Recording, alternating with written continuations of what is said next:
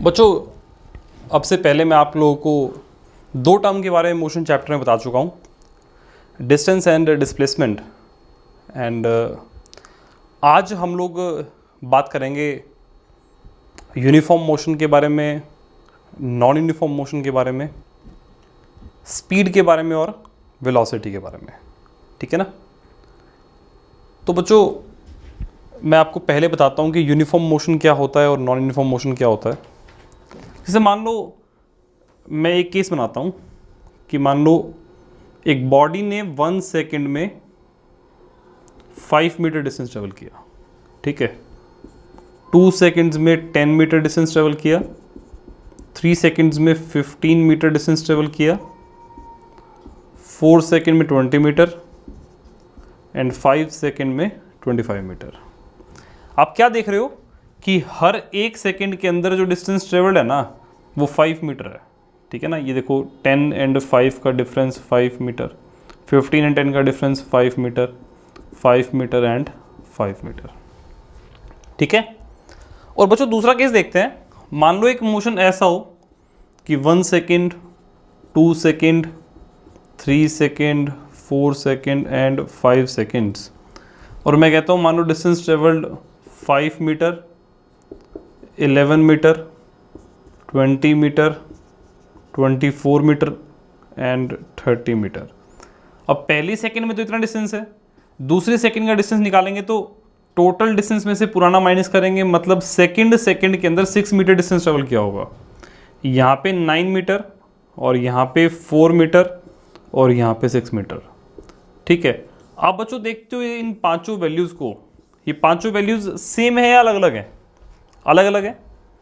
इसका मतलब क्या है कि यहाँ तो जितना डिस्टेंस पहली सेकंड में ट्रेवल किया था, दूसरी सेकंड में भी उतना ही ट्रेवल करके टोटल 10 मीटर हो गया था। ठीक है ना। तीसरी सेकंड में भी उतना ही डिस्टेंस ट्रेवल किया, 4th सेकंड में भी उतना ही डिस्टेंस ट्रेवल किया और 5th सेकंड में भी उतना ही डिस्टेंस ट्रेवल किया। बात क्लियर है। और वही मैं यहाँ देखता हूँ तो फर्स्ट सेकंड के अंदर 5 मीटर, सेकंड सेकंड के अंदर 6 मीटर, थर्ड सेकंड के अंदर 9 मीटर डिस्टेंस ट्रेवल किया। ऐसे यहाँ पे सारे नंबर्स क्या आ रहे हैं? अलग अलग आ रहे हैं। ठीक है ना। तो बच्चों इस टाइप का मोशन अगर होगा तो इस टाइप के मोशन को हम बोलते हैं यूनिफॉर्म मोशन। ठीक है। क्या बोलते हैं? Uniform motion. ठीक है ना। और बच्चों ये वाला जो मोशन है इसको बोलेंगे नॉन यूनिफॉर्म मोशन। ठीक है। यूनिफॉर्म मोशन की एक खास बात होती है कि इसमें चलने की स्पीड क्या होती है? कांस्टेंट होती है। ठीक है। तो आप लिख सकते हो इसको,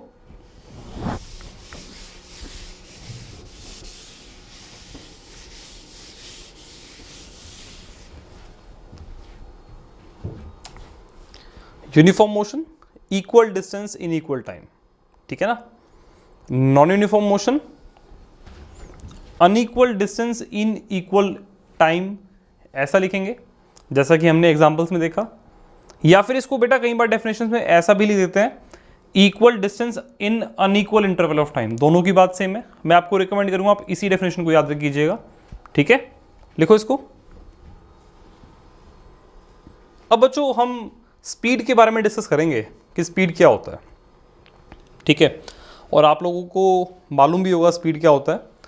ये basically rate of change of distance होता है। Rate of change of distance का मतलब कि एक सेकंड में कितना डिस्टेंस ट्रेवल हो रहा है। अगर मैं पर सेकंड की बात करूं, जैसे मान लीजिए कहीं पे लिखा है 10 मीटर पर सेकंड, इसका मतलब क्या है कि एक बॉडी 10 मीटर डिस्टेंस ट्रेवल करती है इन 1 सेकेंड। ठीक है। मान लो कहीं पे लिखा है 60 किलोमीटर पर आवर, तो इसका मतलब क्या हो गया? 60 किलोमीटर डिस्टेंस ट्रेवल्ड है इन 1 आवर। ठीक है ना। तो ये दोनों चीज क्या है? बेसिकली स्पीड लिखी है मैंने। ठीक है। लिखो इसको।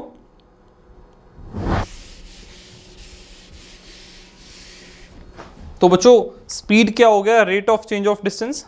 ठीक है ना। इसका फॉर्मूला बनेगा डिस्टेंस अपॉन टाइम। ठीक है। अब बच्चों देखो, डिस्टेंस एक स्केलर क्वांटिटी है, टाइम भी एक स्केलर क्वांटिटी है, तो यहां से स्पीड भी क्या होगा? स्केलर क्वांटिटी होगा। ठीक है। अब बच्चों यहां से एक और बहुत इंपॉर्टेंट बात हम सीखेंगे। स्पीड का फॉर्मूला डिस्टेंस बाय टाइम है, ये तो क्लियर है। अब डिस्टेंस की अगर मैं बात करूं तो इसकी यूनिट बनेगी मीटर, टाइम की अगर मैं बात करूं तो इसकी यूनिट बनेगी सेकंड, इसका मतलब स्पीड की यूनिट क्या बन जाएगी, मीटर पर सेकंड। ठीक है ना, तो unit of speed is metre per second. लिखो इसको।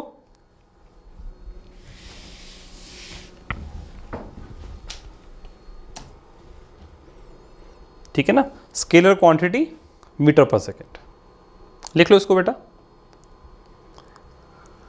अब देखो बच्चों, हमारे पास दो टाइप की स्पीड और आती है, एवरेज स्पीड और इंस्टेंटेनियस स्पीड, हमें समझने के लिए। जैसे मान लो एवरेज स्पीड की अगर मैं बात करूं कि एवरेज स्पीड क्या होता है, ठीक है। जैसे मान लीजिए बेटा, मैं बोलता हूं कि ये कोई एक प्लेस है और दूसरा ये, मैं कहता हूं मान लो ये दिल्ली है और ये चंडीगढ़ है, ठीक है ना। एक कार यहाँ से यहाँ जाती है, पर वो कार कांस्टेंट स्पीड पे नहीं चलती। क्या होता है कि वो कार चलते चलते कभी ब्रेक लगा लेते हैं, कभी रुक जाते हैं, थोड़ा रेस्ट करते हैं, फिर चलते हैं, कभी स्पीड ज़्यादा कभी स्पीड कम। ठीक है, मान लीजिए ये डिस्टेंस कितना है, 200 किलोमीटर है, 200 किलोमीटर है, ठीक है। और मैं कहता हूँ मान लो यहाँ से यहाँ तक कार पहुँचती है 5 आवर्स में, ठीक है। 5 आवर्स में सब कुछ इंक्लूड हो गया, स्टॉपिंग टाइम, बीच में रेस्ट करने का टाइम, ब्रेकफास्ट करने का टाइम, कार एक्सेलरेट भी करी, रुकी भी, रेड लाइट पे भी रुकी, सब कुछ इंक्लूड हो गया, ठीक है ना। मतलब आप इनिशियल पॉइंट दिल्ली से चंडीगढ़ पहुंचते हो 5 आवर्स के अंदर, ठीक है। एवरेज स्पीड का मतलब क्या है बेटा, एवरेज स्पीड का मतलब क्या है कि अगर एक कार को इसी लोकेशन से यहाँ तक पहुँचाया जाए, सेम इनिशियल पॉइंट से सेम फाइनल पॉइंट तक, तो कितनी स्पीड से चलाया जाए कि वो बिना रुके कॉन्स्टेंटली चलती रहे तो सेम टाइम पे पहुंचे। इसका मतलब क्या है, इस कार को यहाँ से यहाँ तक 200 किलोमीटर डिस्टेंस ट्रेवल करना पड़ेगा, कितनी देर के अंदर, 5 आवर्स के अंदर। तो स्पीड का फॉर्मूला क्या हो जाएगा, total distance by total time, ठीक है ना। इसका मतलब क्या है, अगर मैं 200 को 5 से डिवाइड करूंगा, आंसर आएगा 40 किलोमीटर पर आवर। अगर एक कार यहाँ से 40 किलोमीटर पर आवर से चलती है और वो 5 आवर्स तक लगातार इस ट्रैक पे चलती रहेगी, तो वो फाइनली यहाँ पे पहुँचेगी, ठीक है ना। मतलब इस मोशन का एवरेज स्पीड जो है वो इतना होगा, और वो मैंने इस तरीके से इवैल्यूएट किया है, ठीक है। तो एवरेज स्पीड का मतलब क्या हो गया, total distance by total time, कि मतलब कितनी कांस्टेंट स्पीड से चला जाए कि सेम डिस्टेंस ट्रेवल हो सेम टाइम में, ठीक है। लिखो इसको।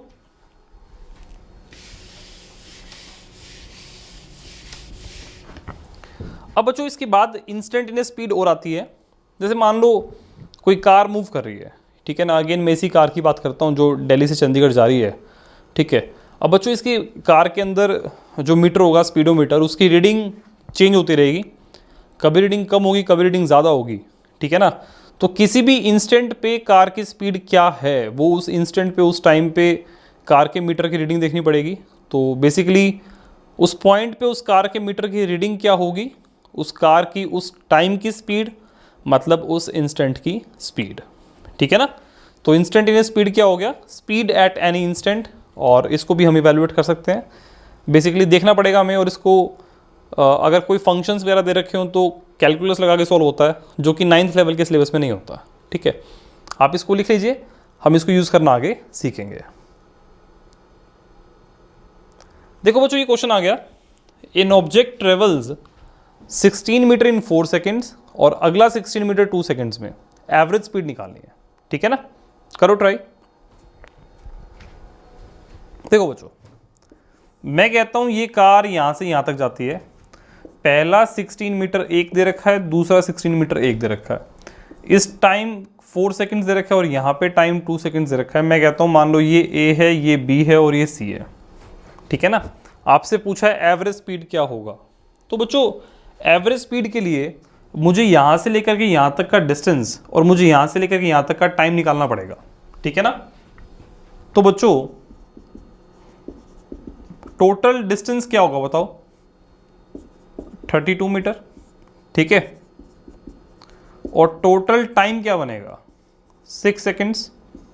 इसका मतलब स्पीड एवरेज का formula total distance by total time, मतलब 32/6, ऊपर मीटर नीचे second, 16 and 3, answer is 16/3 metre per second.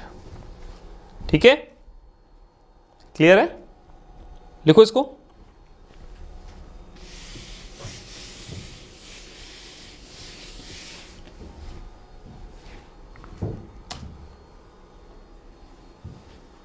करो सॉल्व।